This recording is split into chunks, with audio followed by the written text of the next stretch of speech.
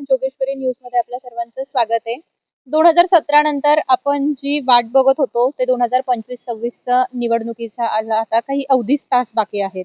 तर आज आपल्या सोबत आहेत प्रभाग क्रमांक 14 मुंडवा घोरपडी कोरेगाव पार्कचे अधिकृत उमेदवार पंकज भाऊ कोदरे. सर आपलं नमस्कार, स्वागत आहे. नमस्कार मॅडम. सध्या आता 17 नंतर आता बरेच दिवसांनी निवडणुका लागल्या आहेत 25-26. तुम्ही या निवडणुकांकडे कशा पद्धतीने पाहताय? माझ्याकडे मॅडम चांगलं विजन आहे. मी विजनच्या दृष्टीने निवडणुकीकडे बघत आहे. आमच्या प्रभागामध्ये भरपूर काही समस्या आहेत. त्या समस्या सोडवण्यासाठी मी ही निवडणूक लढवत आहे आणि ही निवडणूक मी न लढवता माझे कार्यकर्ते माझ्याकडनं लढवत आहेत आणि आमच्यावरती आमचे मार्गदर्शक आणि गुरुवर्य एकनाथजी शिंदे साहेब यांनी जो आमच्यावर आशीर्वाद दाखवलाय त्यांच्यावर मी त्यांचा फार आभारी आहे. सध्या या परिसरात आता ट्रॅफिकच्या मोठ्या प्रमाणात समस्या आहेत. तर हे ट्रॅफिक कशा पद्धतीने तुम्ही सोडवणार आहात?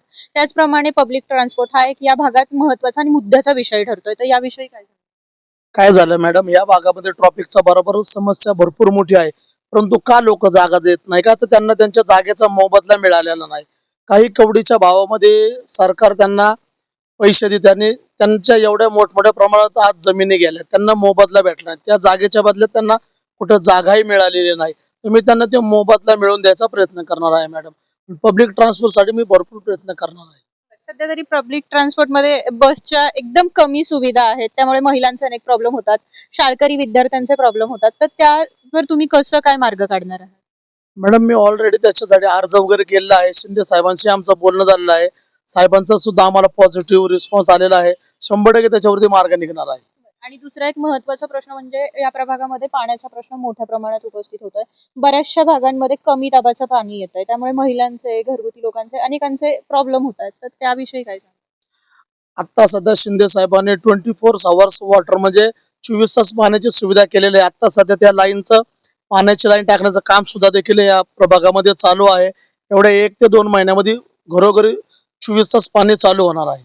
आणि कचऱ्याचा एक महत्त्वाचा प्रश्न आहे. कचरा व्यवस्थापनाचं कशा पद्धतीने काय करा? घनकचऱ्याचं वगैरे काम चालूच आहे. भरपूर आमची तर लोक त्यासाठी काम करत आहे आणि त्यासाठी आपण अजून काय सुधारणा करता येईल त्यासाठी आपण प्रयत्न करू. सध्या आता काय प्रयत्न सुरू आहेत प्रभागाच्या सर्वांगीण विकासासाठी? आता आमच्या प्रभागामध्ये मॅडम एकही गार्डन नाहीये, विरंगुळा केंद्र नाहीये.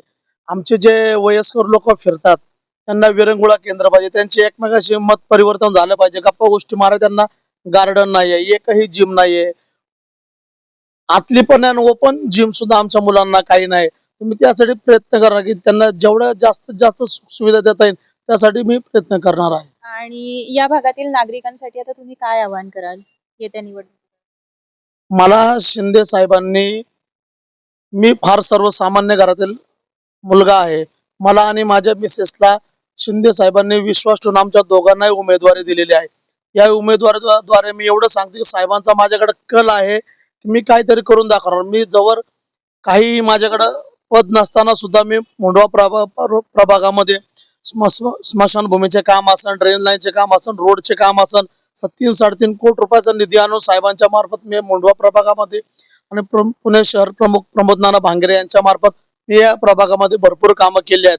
माझ्या ह्याच कामाची पोचपावती म्हणून साहेबांनी मला हे शिवसेनेची उमेदवारी दिली आहे आणि मी 100% या उमेदवारी त्यांना आहे ना शिवसेनेचा भगवा फडकावल्याशिवाय राहणार नाही या प्रभागामध्ये.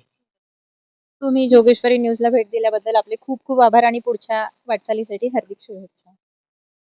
धन्यवाद मॅडम.